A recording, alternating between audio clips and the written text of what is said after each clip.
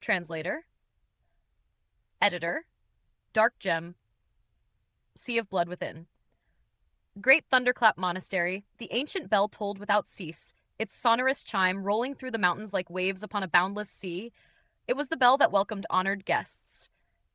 As Chinmu bore village chief upon his back and ascended the mountain path, he beheld a dignified Rulai standing at the forefront, leading the monks of the monastery to greet them. At that moment, the youth's heart sank slightly. The cold-faced yet warm-hearted Ma Wangshen had indeed become the Rulai of Great Thunderclap Monastery. A true Buddha. Old Ma had never been able to abandon the place where he had grown up, even though the monks of that monastery had slain his wife and children. After all, it had never been old Rulai's intention. Those deeds had been committed by the monks beneath his command. He had been old Rulai's disciple, and the two of them had understood each other deeply. Old Rulai had grown old and could no longer restrain the monks under him. The Arhats of Arhat Cloister had descended the mountain together with monks from the other cloisters, and thus old Moldmai's wife and children had lost their lives. Old Rulai had severed his own arm and offered it to him. Though such an act could never extinguish the hatred burning within his heart, he still had to inherit his master's cassock and alms bowl. He could not allow Great Thunderclap Monastery to vanish into oblivion. When he returned to his homeland and took the throne of Rulai, azure clouds drifted across the wind behind him. When that wind dispersed, enlightenment suddenly dawned upon him like lightning splitting the heavens. In that instant, he broke through the final realm of Rulai's Mahayana Sutra and succeeded in cultivating Brahma. From Sakra to Brahma was but a moment of enlightenment, a perfect awakening that transcended the mundane. Upon the golden peak of Great Thunderclap Monastery, Chinmu gazed at old Ma, the man who had once taught him how to stand upright as a man. 1,000 emotions surged through his heart. In the end, he addressed him as senior brother. This Rulai of Great Thunderclap Monastery had reached the supreme realm, the realm of Brahma. His corporeal body, spiritual sense, and tathata had all been perfected. Behind him unfolded 20 heavens. Brahma sat cross-legged upon a lotus throne, while gods and Buddhas of every size surrounded him, radiating light like eternal daylight. The sight was sacred and compassionate. "Senior brother?" Old Ma replied in greeting. Chinmu's expression dimmed slightly. Now that old Ma sat upon this throne, he was no longer the old Ma of the past. He was Rulai. He had cast aside worldly matters and regarded the four elements as mere vanity. Cripple stood nearby. Though he had claimed that he had merely come to attend the ceremony, the truth was that he had worried for Old Ma's safety.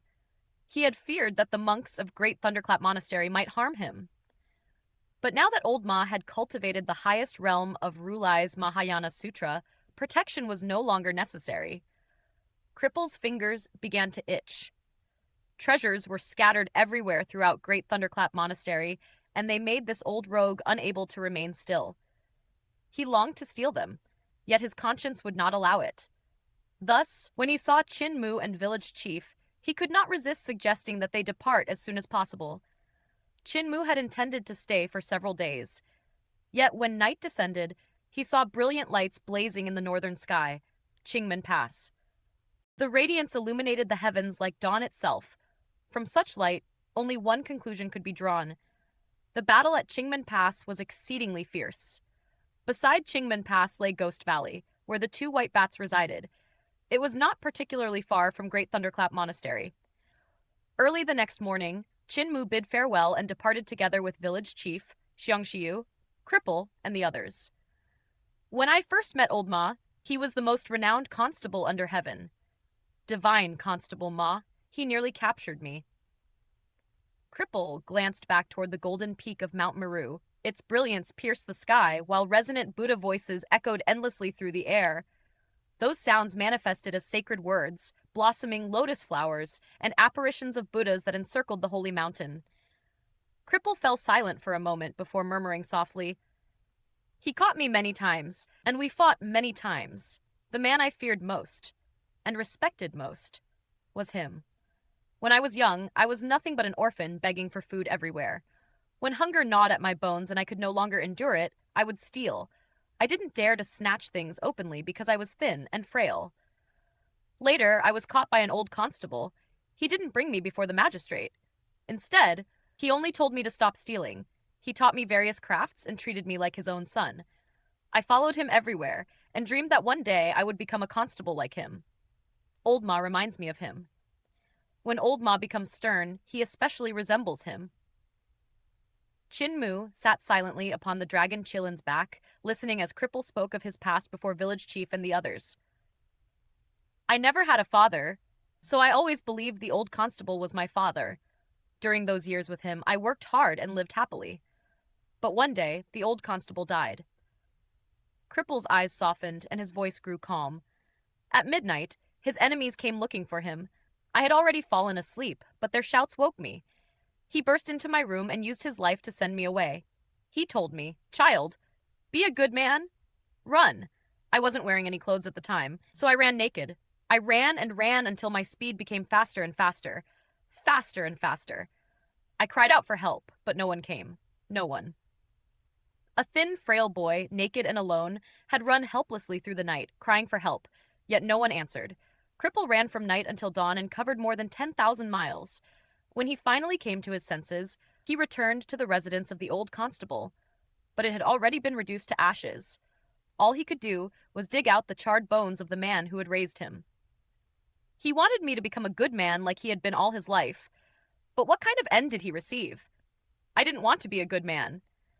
He didn't want me to steal, so I decided that I would steal. With a lonely tone, Cripple continued, I stole while I ran, and as I did so, my reputation spread further and further. Eventually, people began calling me the thief god. All those nonsense seals and forbidden arts meant nothing to me. I ran past the wind, past the clouds, past the lightning, stealing throughout the entire world. No matter the sect, no matter the sacred ground, I stole from them all. At one point, I found his enemies and stole their heads. When I returned to pay respects to the old constable and wished to become a good man, the habit of stealing had already taken root. No matter what I tried, I couldn't quit. Later, I met Old Ma. He reminded me of the old constable. I feared him a little, and I respected him. Now that he has become Rulai, his merciful appearance makes me wonder if the old constable had become a Buddha. Village chief poked his head out from the herb basket. Old Ma won't remain a Buddha forever. When a new Rulai arrives one day, he will remove the cassock and return to being the Old Ma of the past. Cripple lifted his head to gaze toward the sky. I hope so. Chin Mu exhaled softly and said in a low voice, Old Ma will definitely come back. During this journey, he had already cleansed the poison from Xiang Shiyu's body and even prescribed several spirit pills to nourish her vital qi. Eventually, they arrived at Ghost Valley. The two white bats flew into the deep ravines and hung upside down upon a tree, bidding farewell to Chin Mu and the others.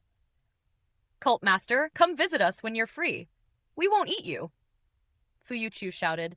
Chin Mu laughed heartily and waved his hand in farewell. The two white bats immediately flew deeper into Ghost Valley while shouting loudly, Let's wake the old ancestors and make them give birth to a few girls so we can breed. Even if they give birth, they'll be our great-grandmas. How are we supposed to breed? Besides, what if both of the old ancestors are male? Shut up! The dragon Chilin departed Ghost Valley, and soon a battlefield of magnificent scale unfolded before them. The forests of the Duck Tongue Zone had been completely flattened. This region stretched for nearly 1,000 miles, yet all the woodland and mountains had been reduced to dust. It had become the battlefield between Barbarian D Empire and Eternal Peace Empire. When Chin Mu and the others arrived, a massive battle was already underway. Tens of thousands of soldiers surged forward through the mountain passes on both sides, unleashing earth-shattering divine arts. Enormous strange beasts strode across the battlefield with countless divine arts practitioners riding upon their backs. Beneath those mountain-like beasts, martial artists wielding blades and swords rushed forward madly, colliding with enemy forces on the ground. In a mere instant, flesh and blood filled the sky. Above the beasts' heads, flying ships crowded the heavens with their banners fluttering wildly. Cannons roared day and night. Columns of light as thick as water barrels blasted toward the enemy army, vaporizing everything they touched. Countless knife and sword pellets spun violently through the air, their gleaming light piercing flesh wherever they passed. There were also great shamans of Roland's golden palace who had transformed into golden bird-headed beings. With a single flap of their wings and a shake of their hands, countless rays of light shot outward in all directions. Upon the ground, gigantic elephant-headed golden giants charged forward with furious momentum. On both sides of the mountain passes stood enormous mirrors shining into the heavens and illuminating the souls of divine arts practitioners. Beside them, towering flags waved and stirred the wind and clouds, summoning bolts of lightning that rained down upon the battlefield. There were also enormous cloud chariots, pulled by topless giants that crashed into the battlefield like moving fortresses, scattering blood and flesh everywhere they went. When these chariots reached the front lines, the giants abruptly halted them and opened their compartments.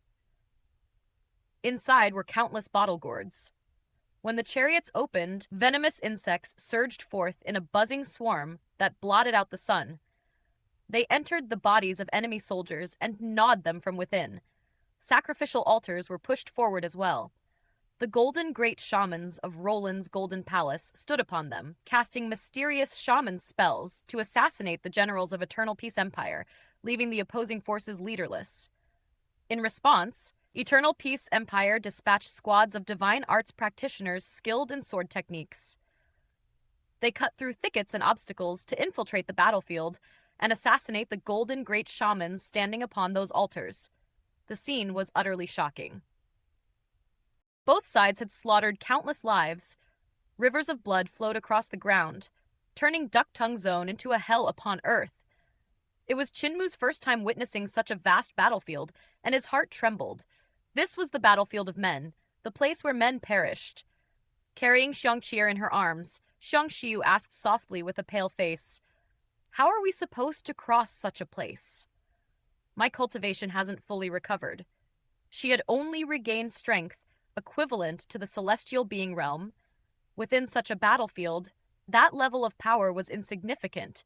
Even a celestial being realm expert could be slain instantly by a killing formation formed by soldiers of the Seven Stars realm. Even practitioners of the life and death realm would struggle to protect themselves if they recklessly charged through such a battlefield. As a cult master level existence, Xiangxiu could see clearly that whenever 30 to 50 soldiers gathered, formation markings would ignite. These markings appeared either upon the ground or suspended in midair, constantly shifting and transforming. Though the battlefield was vast and crowded, the battle formations remained perfectly ordered.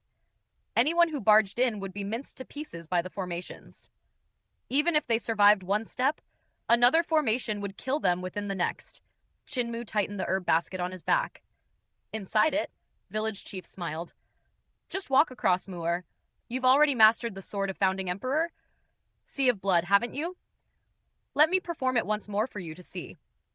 Chinmu's heart stirred slightly. Instantly, boundless sword light erupted toward the battlefield. In the blink of an eye, it covered the entire area between the two mountain passes, drowning countless soldiers within a sea of swords. Those sword lights circled and coiled around them, making no one dare to move even slightly.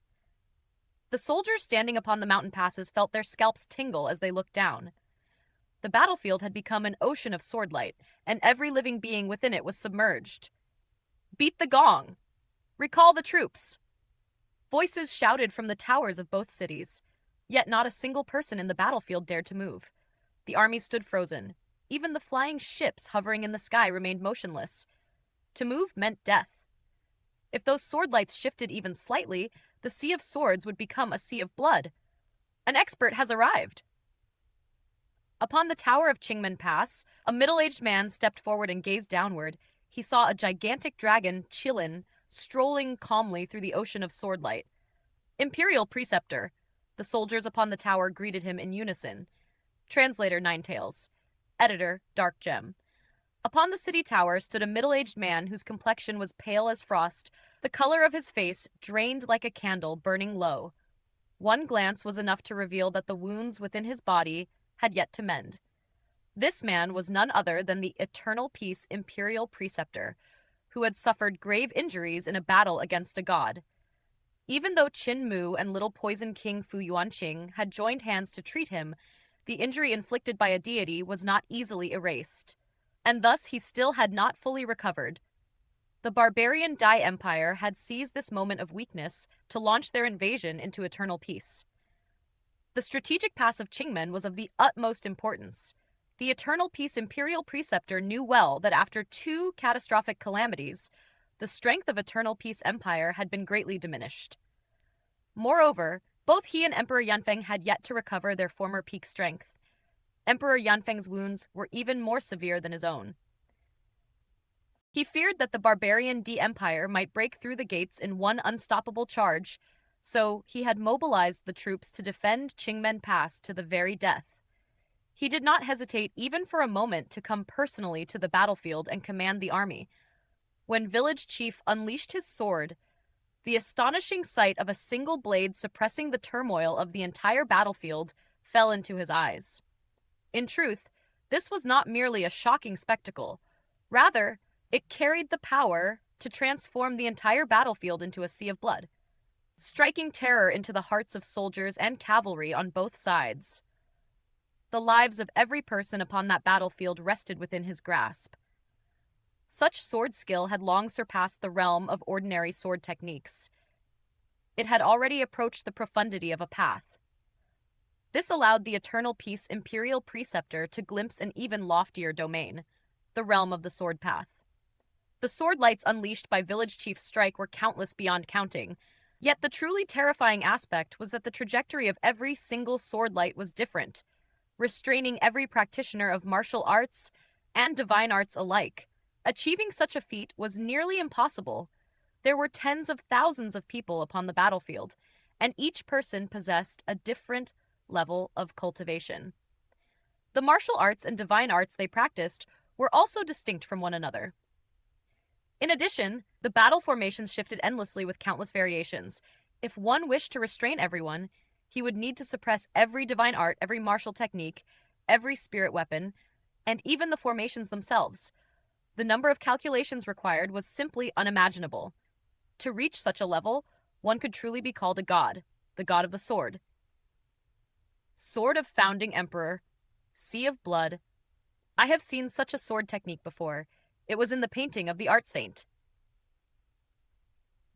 The Eternal Peace Imperial Preceptor focused his gaze upon the dragon Qilin and saw Qin Mu and the others standing upon the creature's back.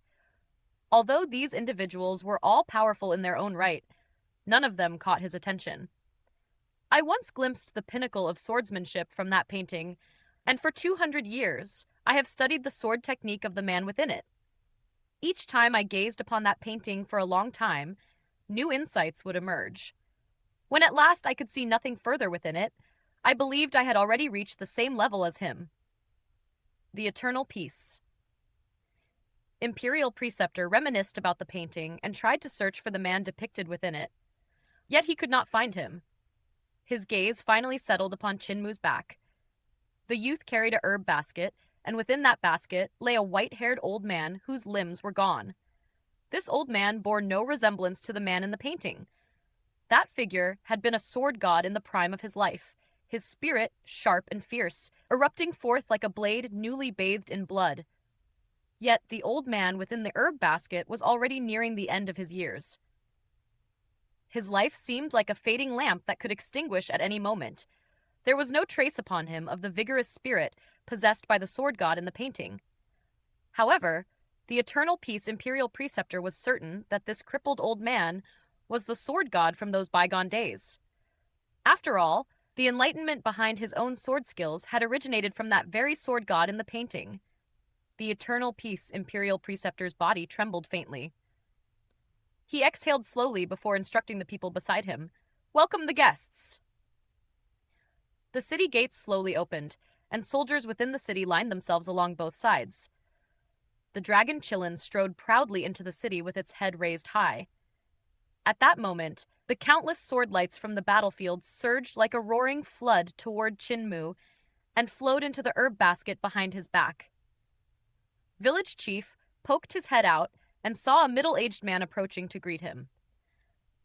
This man was the figure said to be the saint who appeared once every 500 years, the one acclaimed as the #1 practitioner beneath the gods, the sword god of the present generation. The gazes of the two men met, and ripples stirred within their hearts. The sword god of the previous generation and the sword god of the current generation had finally met. Beside the battlefield, the sound of a bronze gong rang from the city towers on both mountain passes. It was the signal of retreat, ordering the soldiers on the battlefield to withdraw. The tens of thousands of soldiers felt as though a tremendous weight had suddenly been lifted from their shoulders. In an instant, everyone realized that their entire bodies were drenched in sweat. Within Qingmen Pass, village chief flew out from the herb basket. As though his arms and legs had been restored, he walked forward toward the Eternal Peace Imperial Preceptor, and the two strongest men of their respective generations met face to face. "You have studied the sword?" Village chief asked. The Eternal Peace Imperial Preceptor performed a disciple's salute and replied respectfully. Disciple learned the sword in his early years, yet since reaching 160 years of age, I have not practiced it again. You understood the sword at 160 years of age? Village chief asked. I studied extensively all techniques and ultimate arts beneath the heavens and comprehended boundless divine arts. Only then did I come to understand the sword and begin creating my own sword techniques, the Eternal Peace Imperial Preceptor replied solemnly. Village chief smiled faintly. Show me your sword skills. The Eternal Peace Imperial Preceptor drew his sword, and sword light filled the heavens, illuminating the entire world. His sword techniques contained countless transformations, intricate as the endless stars scattered across the sky, yet simple like the counting rods used in calculation. Some strokes were straight, others curved and winding, as if capable of transforming into every technique that existed within the world, leaving observers with an indescribable sensation. Within his sword techniques lay a momentum that pressed forward without hesitation, a spirit like blazing flames tearing through the flourishing blossoms of reform. It seemed as if it sought to set the entire world ablaze, to alter the inherent heavens and earth and the unchanging great Tao, to reform everything that had grown stale, to tear open the veil and reveal the ugly faces of the decaying old generation. This man wished to wield his sword to change the empty and stagnant paths of this world, to carve open new paths and allow the world to step into a brand new age. His sword techniques had already transcended mere technique and had become skills that embodied his philosophy. Only one final step remained, and he would enter the realm of the path. With philosophy, life had been breathed into his sword techniques, and thus those techniques possessed life. Yet the path lay beyond philosophy, and only by surpassing it could one behold the path itself. With merely a single step forward, he would be able to glimpse the path. The Eternal Peace, Imperial Preceptor, sheathed his sword and gasped for breath. His injuries had not yet healed, and his cultivation was no longer what it had once been. Yet before the sword god of the previous generation, he was like a student eager to present his most perfect sword technique and yearning to hear his evaluation. Excellent sword techniques, village chief praised. Indeed, worthy of the title of #1 man beneath the gods, the saint who appears once every 500 years. Before I die, I have finally encountered someone with whom I can converse. I came out this time precisely to meet you, to allow you to witness the path. The Eternal Peace Imperial Preceptor then said solemnly, Today at Qingmen Pass, there are 1,000,000 soldiers stationed here, many of whom are my students. However, I am your student. There are also numerous scholars from Imperial College who have come here to lend their strength in the face of the Empire's calamity. Therefore, may teacher please expound upon your wisdom and dispel our doubts. Village chief smiled gently. I dare not claim such things. It is merely an exchange. The two of them walked side by side, with Qinmu following closely behind. Xiang Xiyu raised her head and looked at the man approaching old age, and the man in the prime of his life with a strange expression as she muttered softly, In our West Earth's true heaven palace, there are no such outstanding men. With the women of West Earth in command, the men have all become obedient followers, who simply do as they are told. If the men of West Earth were as bold and capable as these two, why would we women need to rule? They entered the city, and Chinmu saw numerous scholars from Imperial College. All of them were seated cross-legged upon the ground, waiting quietly. The excitement upon their faces could not be concealed. Now that the barbarian D Empire had launched a full invasion against Eternal Peace Empire, just after it had endured a massive rebellion and a devastating snow disaster, the people could hardly sustain their livelihoods. The population had dwindled, and the majority of the people had become destitute and homeless. Before the empire could stabilize itself, rations had already grown scarce.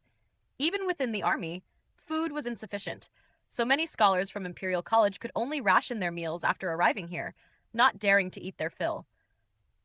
Chinmu saw Wei Yong, Qin Yu, and the others among them. Wei Yong had originally been an enormous fatty, yet now he had grown noticeably slimmer due to starvation. Only after the autumn harvest arrived would this difficult situation begin to improve. Village Chief and the Eternal Peace Imperial Preceptor sat down together. Village Chief then spoke in a calm voice that was neither hurried nor slow. The purpose of my visit today is not to speak of sword techniques. I will only speak of the path, the sword path. As for how much you can comprehend from my words, that will depend entirely upon your own understanding. In ancient times, there was no such thing as the sword path in this world, yet once weapons such as swords were created, the sword path naturally came into being. Numerous soldiers returning from the front lines walked over. Some removed their armor and sat upon the ground, while others remained standing as they listened. Many people revealed puzzled expressions upon hearing the elder's lecture. Someone whispered softly, "Can the great Tao of heaven and earth truly be created? Aren't we practitioners of divine arts cultivating the natural great Tao of heaven and earth?" Chinmu's heart stirred faintly. He recalled the conversation he once had with Heavenly King Yu regarding how the great Tao of heaven and earth had changed. Through the creativity of humankind, countless great Taos that had never existed in the world before had been born. That same creativity had also transformed the ancient Taos into something new. When a great Tao changed, the skills derived from it would also change, and thus it was called reform. Heavenly King Yu believed that such reforms might threaten the interests of gods and devils. Yet, what Village Chief was speaking of now was far more profound. Everyone present felt confused, because all of them were cultivators of qi, whose knowledge had always been rooted in learning the paths, skills, and divine arts passed down by their predecessors. Divine arts relied upon those paths and skills, so if their fundamental understanding were overturned, the shock to their hearts could easily be imagined. How is a great Tao created? Eternal Peace Imperial Preceptor asked. When one walks to the very extreme, it is created. Imperial Preceptor, have your sword techniques reached their extreme? The Eternal Peace Imperial Preceptor was momentarily stunned and replied, "Just a little more." Village Chief smiled faintly. "Then allow me to help you." He thrust his sword toward the Eternal Peace Imperial Preceptor, and the scenery around them suddenly transformed. Countless mountains and rivers rushed toward them like a surging tide. In the blink of an eye, their surroundings no longer resembled Qingmen Pass or the battlefield, where blood flowed like a crimson river. Instead, it appeared as an entirely new world, filled with lush green mountains and distant flowing rivers.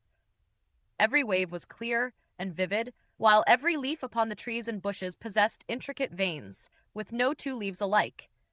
Everyone stood up in astonishment. Some began climbing the mountains, while others leapt into the rivers. Some plucked flowers formed by sword lights, while Chinmu stretched out his hand to catch a droplet of dew sliding down from a leaf. Sword-treading mountains and rivers. This was the sword-treading mountains and rivers executed by Village Chief.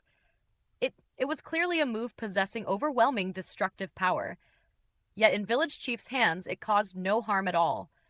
Instead of bringing devastation, it drew everyone into a wondrous world. It was as if this place were truly a real world, one created from the sword path itself. Although this spectacle shocked everyone, the one most deeply affected was the Eternal Peace Imperial Preceptor. His body trembled violently, and his soul quivered. He crouched down to touch the ground, then raised his head to gaze at the star-filled sky. Village Chief had revealed to him the true appearance of the path, allowing him to touch the sword path, Suddenly, he felt as though a great door had been blasted open before him. He stood there motionless, his eyes vacant.